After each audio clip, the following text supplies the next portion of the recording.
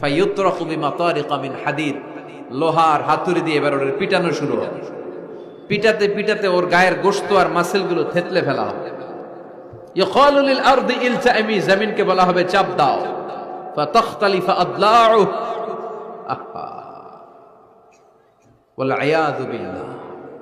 কবরের এক পাশের মাটি আরেক পাশের মাটি এমন ভাবে চাপ দিবে, ডান পাশের পাজরের হাড় বাম দিকে ঢুকে যাবে, বাম দিকের হাড্ডি ডান পাশে এসে যাবে। ওর চিৎকারে পুরো কবরস্থানটা থারথার করে কাঁপবে। ওরে বাঁচানোর তখন কেউ থাকবে না। ওর ক্ষমতা, ওর দাপট, ওর হুঙ্কার, ওর অহংকার ওরে বাঁচাতে পারবে না। চিল্লায় বলেন ঠিক কিনা? হাত্তা সা, কিয়ামত পর্যন্ত, কিয়ামত পর্যন্ত এই দুর্বিষহ জীবন সময় তার কাটতেই থাকবে। আল্লাহ, কবরের এই আযাব থেকে তুমি আমাদেরকে বাঁচাও। মাটিতে আমাদেরকে শোয়াই লাগবে, ঠিক কিনা? একদিন মাটির ভেতরে হবে ঘরে, মন আমার কেন বাঁধ দালান ঘর। প্রাণ পাখি উড়ে যাবে পিঞ্জর ছেড়ে, ধরা ধামে সবই রবে তুমি যাবে চলে। বন্ধু বান্ধব যত, মাতা পিতা দ্বারা সুত, সবই হবে তোমার পরে। মন আমার কেন বাঁধ দালান ঘর, একদিন মাটির ভেতরে হবে ঘরে। মন আমার কেন বাঁধ দালান ঘর। চিল্লায় বলেন ঠিক কিনা? চলে যেতে হবে। দালান ঘর, বাড়ি ঘর, টাকা পয়সার জন্য পাগল হয়ে থাকি আমরা, কিন্তু এটা আমার আসল ঘর নয়। যেই গোসলখানাটারে আমি এত সুন্দর করে টাইলস করে ইটালিয়ান ফিটিংস দিয়ে বানালাম, আমার জীবনের শেষ গোসলটাকে ওই গোসলখানায় হবে? কথা বলেন। যেখানে লাশ ধোয়ায় ওইখানে আমার গোসল হবে, এগুলো আমরা ভাবতে চাই না। কবরের জীবনটা আসল জীবন। বিশ্বনবী দোয়া করতেন, আল্লাহুম্মা ইন্না নাউযু বিকা মিন আযাবিল কবর। আল্লাহ, আমি আপনার কাছে কবরের আযাব থেকে পানাহ চাই, কবরের আযাব থেকে বাঁচতে চাই। এই কবরের মধ্যে অনেক ফিতনা হবে, অনেক সুয়াল হবে। কবরে প্রশ্ন আছে না নাই? কথা বলেন। প্রথম প্রশ্ন জিজ্ঞেস করা হবে, মার রব্বুক, তোমার রব কে? বলেন, আমাদের রব কে? ওমা দীনুক, তোমার ধর্ম কি? বিশ্বনবীর চেহারা দেখিয়ে বলা হবে, তারিফু মান হাযার রাজুল, এই লোকটারে চিনো? আমরা কি বলবো?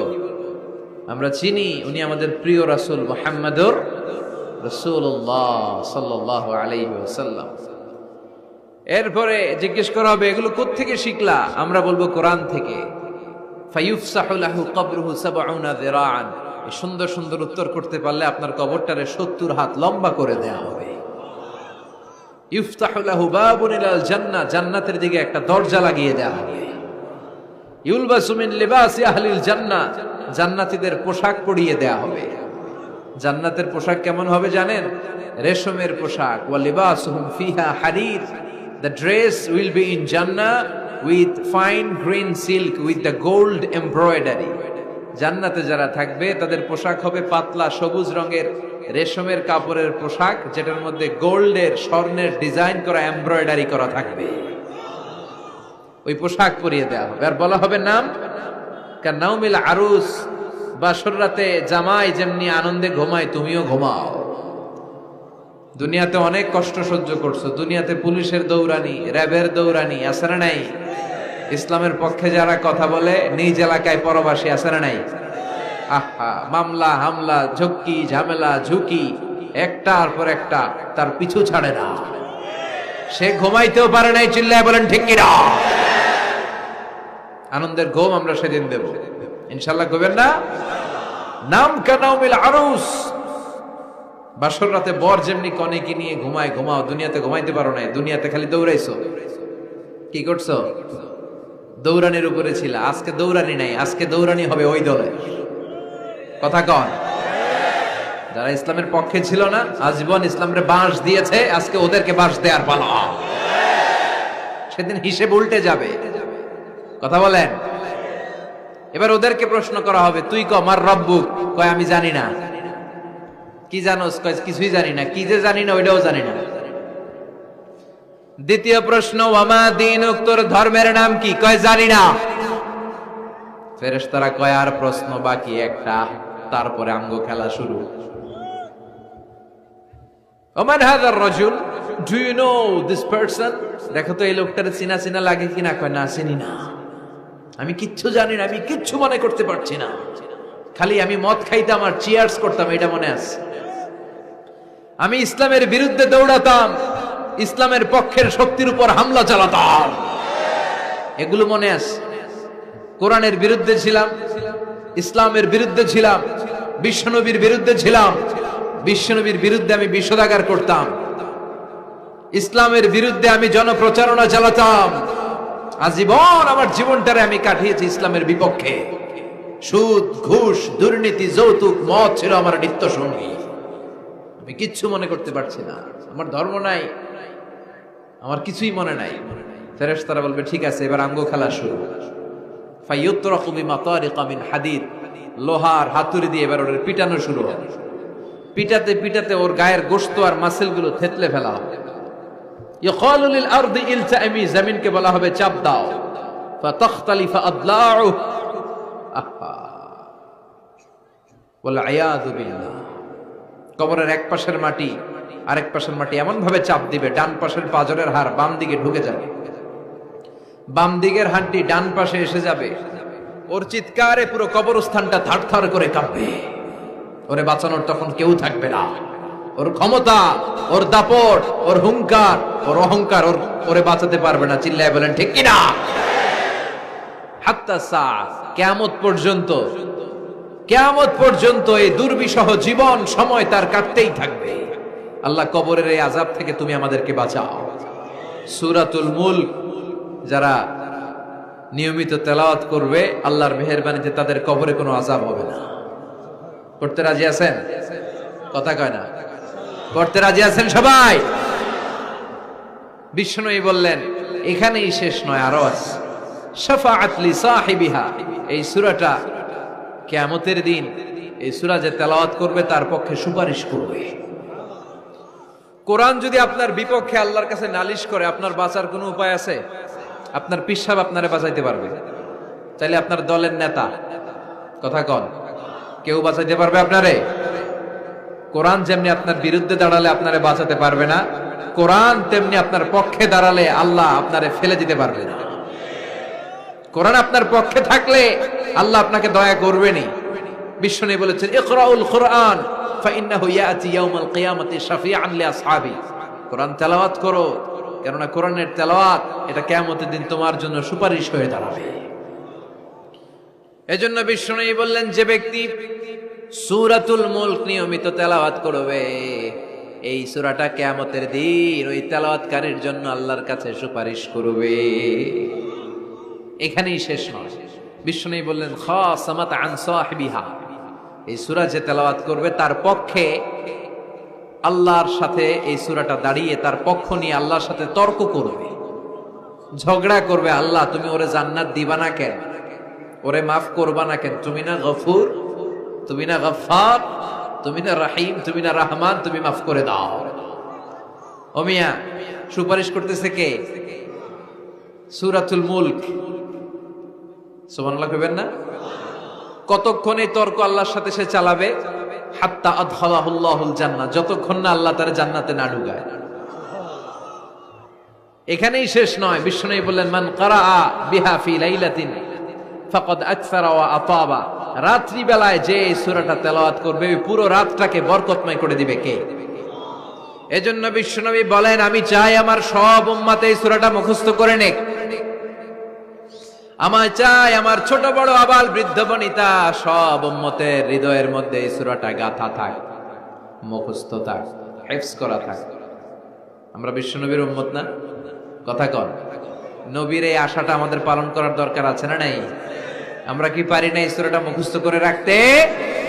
মাত্র 30 আয়াত, প্রতি মাসে কয়দিন? প্রতিদিন এক আয়াত করে মুখস্থ করলে লাগে কয়দিন? প্রতিদিন এক আয়াত করে মুখস্থ করলে 30 দিনে এই সূরা মুখস্থ করতে রাজি আছেন? সবাই রাজি আছেন তো? মনে থাকবে? নেক্সট টাইমে নেক্সট ইয়ারে আসলে জিজ্ঞেস করবো যে সূরা মুলক মুখস্থ হয়েছে কিনা। হ্যাঁ, মনে থাকবে তো? আল্লাহ তুমি তৌফিক দাও। এই সূরাটা পড়লে আল্লাহ আপনার দৃষ্টি শক্তিকে খুলে দিবে। আপনার চোখের সামনে কোনো পর্দা থাকলে পর্দাটা সরে যাবে।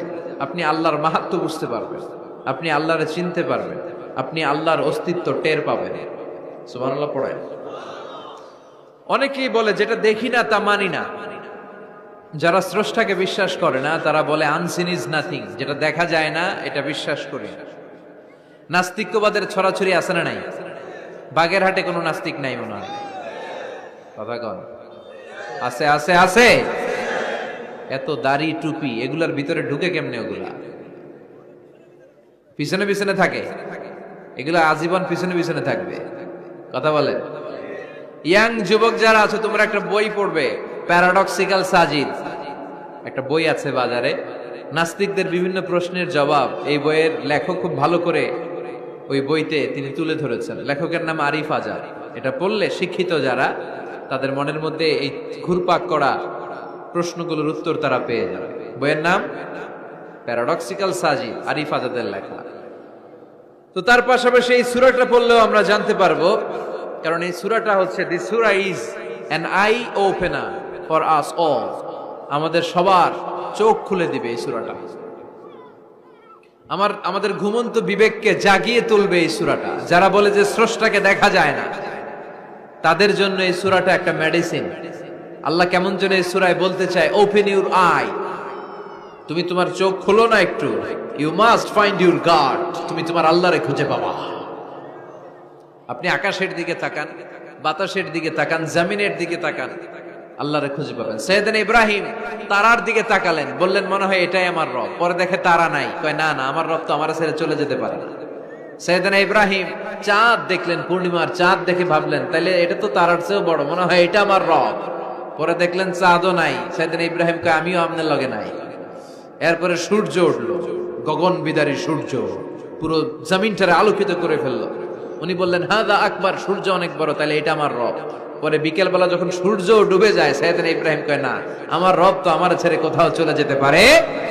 তখন তিনি চিন্তা গবেষণার মধ্য দিয়ে মহাসত্যের খোঁজ পেলেন। সুবহানাল্লাহ পড়ে। মহাসত্য হচ্ছেন একজন, চিৎকার করে বলতে হবে তিনি কে? সে আল্লাহ বলে, গোলাম আমার অস্তিত্ব অনুভব করার জন্য তোমাকে ডজন ডজন বই পড়া লাগবে না, ডক্টরের ডিগ্রি লাগবে না।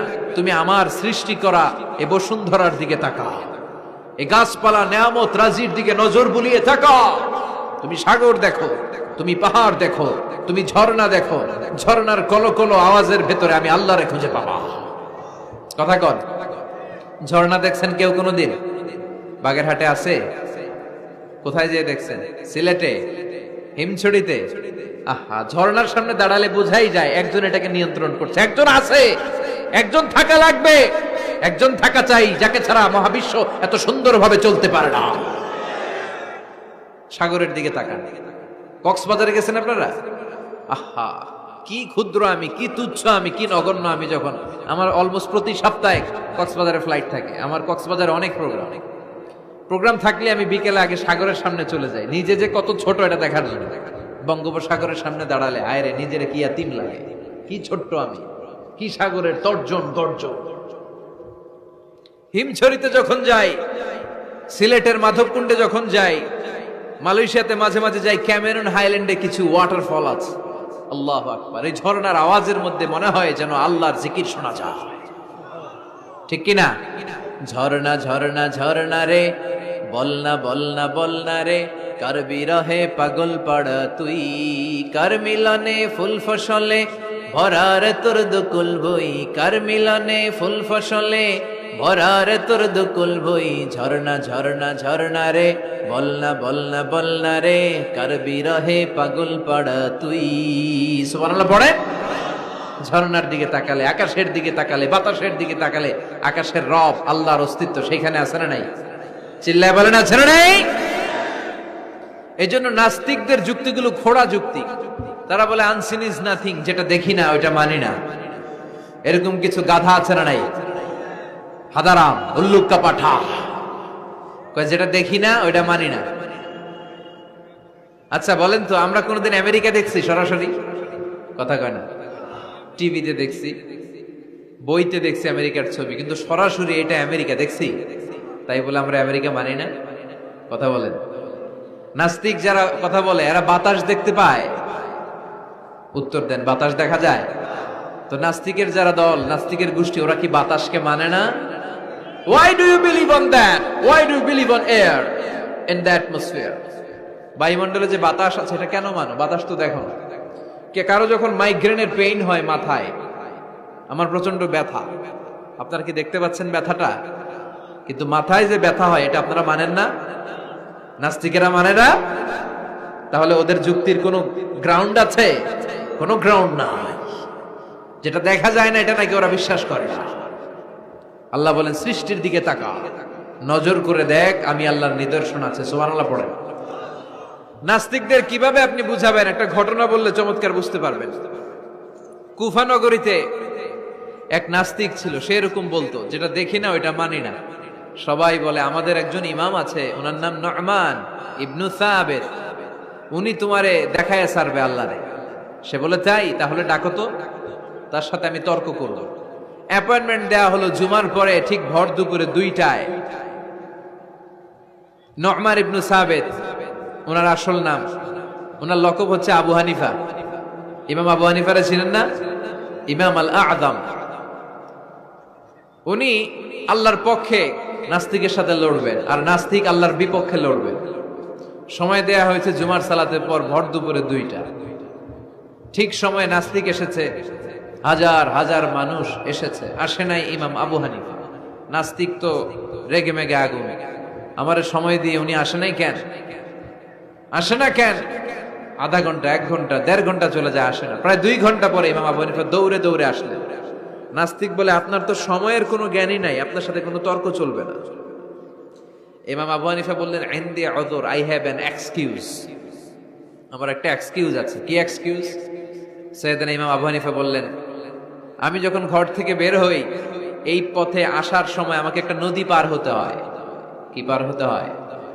আজকে যে দেখি নদীর সামনে কোনো নৌকা নাই, মানুষ নাই, কেউ নাই, কেউ নাই। হঠাৎ দেখলাম নদীর পাশে বিশাল একটা বড় গাছ, গাছটা এমনি এমনি 2 ভাগ হয়ে গেল। গাছ থেকে এমনি এমনি কাঠ আর তক্তা বের হয়ে গেল, তক্তাগুলো এমনি এমনি জোড়া লেগে নৌকা হয়ে গেল।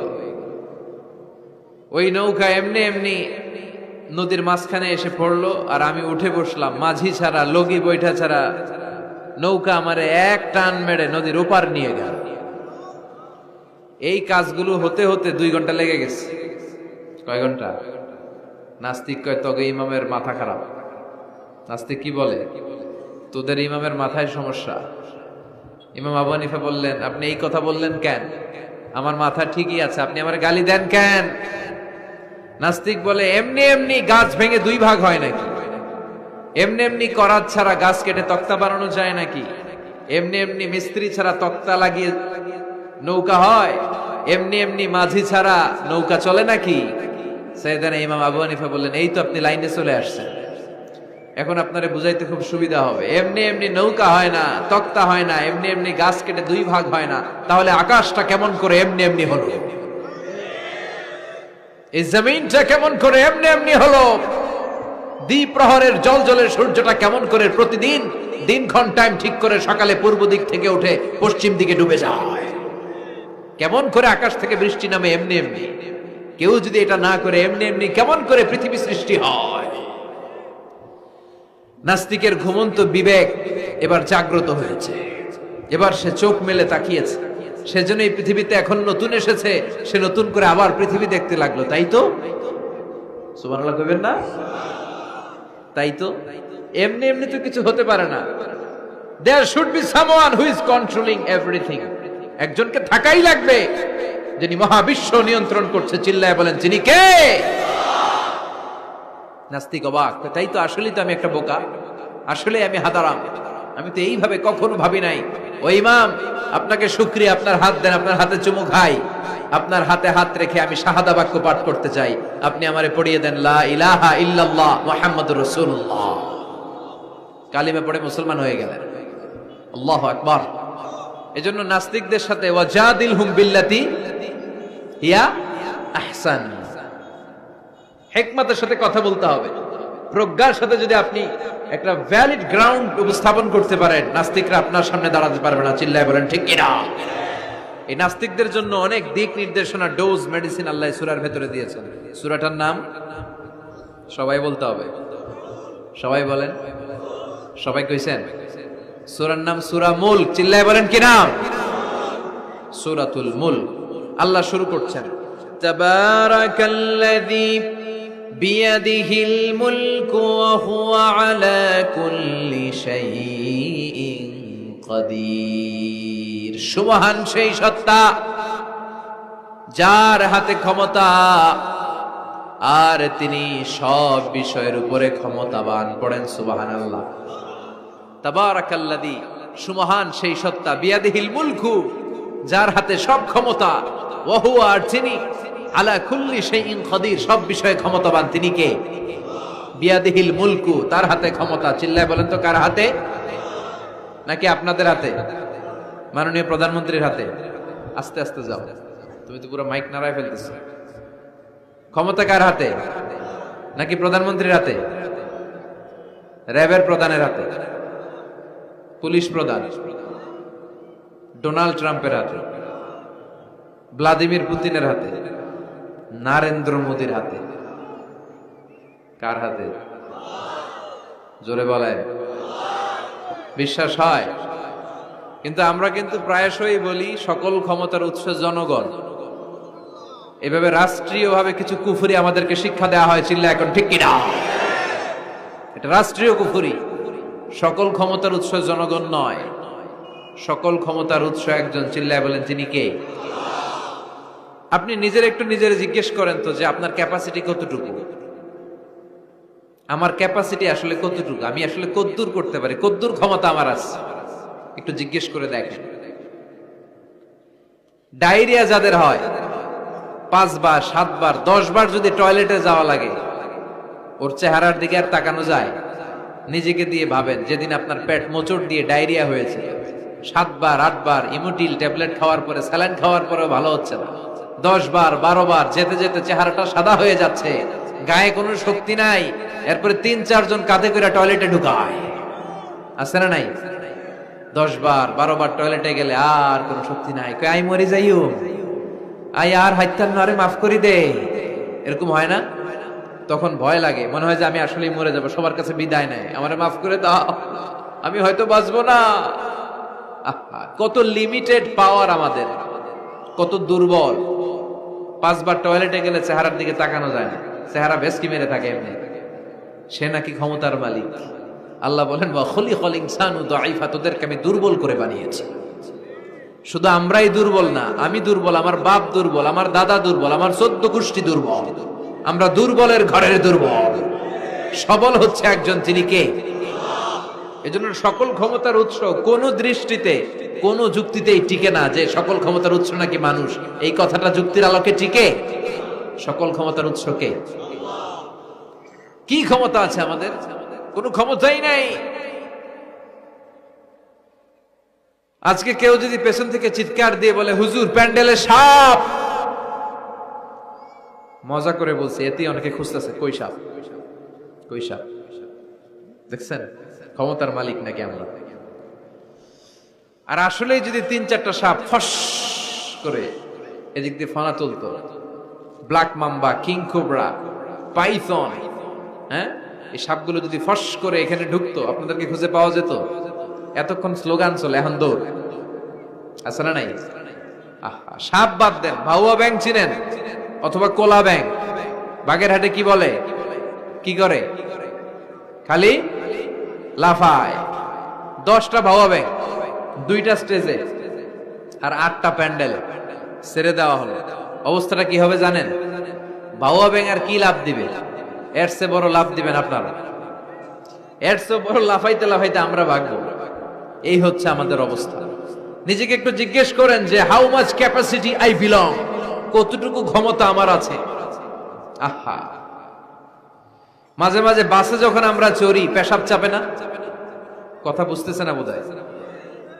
আমরা বাসে করে সফরে যাচ্ছি, পেশাব চাপে না? চাপে। ড্রাইভাররে অনুরোধ করার পরে ড্রাইভার বলে, এই বাসের নিয়ম হচ্ছে ঢাকা টু কক্সবাজারে থামবে একবার, কয়বার? আরো 20 কিলোমিটার পরে ওইখানে থামানো হবে। ওই বেটার যান যায় পেশাবের চাপে। এরকম পরিস্থিতিতে আমরাও জীবনে কালে ভদ্রে দুই একবার পড়েছি কিনা? ওই সময়ের কথাটা একটু খেয়াল করেন যে আপনার কি অবস্থা হয়েছিল তখন। সে নাকি ক্ষমতার মালিক, সে নাকি সকল ক্ষমতার উৎস, যার 10 মিনিটের পেশাব আটকে রাখার ক্ষমতা তার থাকে না। এজন্য মানুষ কখনো ক্ষমতার উৎস হতে পারে না। চিৎকার করে বলতে হবে, সকল ক্ষমতার উৎস কে? কি দুর্বল আমরা। মশা কামড়াইলে মশারে ধরতে পারি না, মারতে পারি না, দৌড়। মশা ওইরা কই চলে যায় খুঁজেও পাই না। কুত্তা এম করে কামড়াইলে আমরা কুত্তারে কামড়াইতেও পারি না। কথা বলেন, অসহায় হয়ে তাকিয়ে থাকি। আহা, কি দুর্বল আমরা, কি দুর্বল। কোনো ক্ষমতা নাই। তুফান, ঝড়, জলোচ্ছ্বাস, ভূমিকম্প হলে টের পাওয়া যায় আমরা কত দুর্বল। বাগেরহাটে মনে ভূমিকম্প হয় না? হয়। আহা, মাঝে মাঝে মাঝরাতে 3টায় 4টায় ভূমিকম্প হয় না?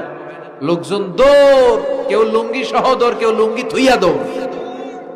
কারণ আগে জান বাঁচাতে হবে, এটা ফরজ। কি বিপদে আমরা পড়ে যাই, দৌড়। দুধের বাচ্চাটা পড়ে থাকে, ওরে কোলে নিয়ে দৌড় দিব, নাকি স্ত্রীকে ডাকবো, নাকি ভাড়াটিয়াদেরকে উঠাবো, নাকি ছাদ থেকে নিজেই লাফ দেব? ভূমিকম্প যখন শুরু হয়, আমেরিকা যখন ভূমিকম্প শুরু হয়, ডোনাল্ড ট্রাম্প যে বিল্ডিং এ থাকে, ডোনাল্ড ট্রাম্প মনে হয় দৌড় দেন। কথা বলেন। আমাদের প্রধানমন্ত্রী যে বিল্ডিং এ থাকে, ওই বিল্ডিং এ যদি ভূমিকম্প হয়, কথা কন। আমি কই নাই কিন্তু, আপনারা কইছেন। দৌড়, বাঁচার জন্য দৌড় দিতে হয়। আমি একটা ভিডিও দেখেছি, একটা টেলিভিশন প্রোগ্রামে, লাইভ প্রোগ্রাম চলছিল, সরাসরি সম্প্রচার। লাইভ বুঝেন? সরাসরি সম্প্রচারের প্রোগ্রাম। তো লাইভ প্রোগ্রাম, উপস্থাপক বসে আছে এদিকে, এদিকে অতিথিরা। ইন দ্য মিন টাইম শুরু হয়েছে ভূমিকম্প। উপস্থাপক মাইক থুইয়া দৌড়, অতিথিরা ওঠে নাই, অতিথিরা বসে আছে, কারণ মেকআপ টেকআপ সব শেষ, ক্যামেরা রেডি। একটু পরে ভূমিকম্প আরো বেড়ে গেল, এবার অতিথিরাও দৌড়। আহা, কি অসহায়, কি দুর্বল। ভূমিকম্প যখন শুরু হয়, মানুষগুলো খালি দৌড়ায়, খোলা মাঠে যেতে চায়। বিল্ডিং টাওয়ার গুলো যেন গায়ের উপর থপাস করে না পড়ে বাঁচতে চায়। কি চায়? বাঁচতে চায়। যার বাঁচার জন্য লড়াই, ও নাকি ক্ষমতার মালিক। এটা বিশ্বাস করবে কেউ? কক্সবাজারে যখন তুফান শুরু হয়, জলোচ্ছ্বাস শুরু হয়, ওখানে একটা দ্বীপ আছে, পাহাড়ি দ্বীপ, নাম মহেশখালী। ওইখানে বৌদ্ধদের স্বর্ণ মন্দির আছে। সেখানে যখন তুফান 30 ফিট 40 ফুটের জলোচ্ছ্বাস হয়, ওই বৌদ্ধ মন্দিরের বৌদ্ধগুলো নিচে নেমে জিকির করা শুরু করে দেয় আল্লাহ। কার জিকির করে? কারণ ওরা খুব ভালো করেই জানে যে গৌতম বুদ্ধ আমাদের বাঁচাতে পারে না, বাঁচাতে পারে একজন। চিল্লায় বলেন, যিনি কে? এই জন্য বিপদে পড়লে টের পাওয়া যায় যে আমরা কত দুর্বল। আমি গত পরশু ঢাকা থেকে এসেছি। আমার প্রোগ্রাম ছিল সাতক্ষীরায়। ঢাকা থেকে যশোর নভোয়ারে করে এসেছি। তো সেখানে যারা বিমানবালারা থাকে, তারা কেমন যেন প্যান্ট ট্যান্ট স্যুট টুট পরে আসে, নিজেদেরকে সাজিয়ে গুছিয়ে। এই বিমানবালাগুলো লিপস্টিক মেখে নিজেকে মেকআপ করে প্রদর্শন করে, কারণ তাদের সৌন্দর্যটাই হচ্ছে এখানে আসল জিনিস। সৌন্দর্য না থাকলে এদেরকে এয়ার হোস্টেস বানায় না। আমরা সিটে বসলাম, ইনস্ট্রাকশন দিল বিমানটা এখন টেক অফ করবে। ইন দ্য মিন টাইম এই মেয়েটা মাইক্রোফোন হাতে নিয়ে বলতে আরম্ভ করলো, ভদ্র মহিলা এবং ভদ্র মহোদয়গণ, আপনারা আপনাদের সিট বেল্ট গুলো বেঁধে নিন। এখনই আমাদের উড়োজাহাজটি শাহজালাল আন্তর্জাতিক বিমানবন্দর থেকে 14,000 ফিট উপর দিয়ে যশোর বিমানবন্দরে উদ্দেশ্যে ছুটবে। আল্লাহু আকবার, আল্লাহু আকবার, আল্লাহু আকবার। তো আমি ঘাড় ঘুরে তাকাইলাম, কিরে আল্লাহু আকবার বলে কেডা? পরে তাকায় দেখি ওই মেয়েই পড়তেছে, কাগজের মধ্যে লেখা।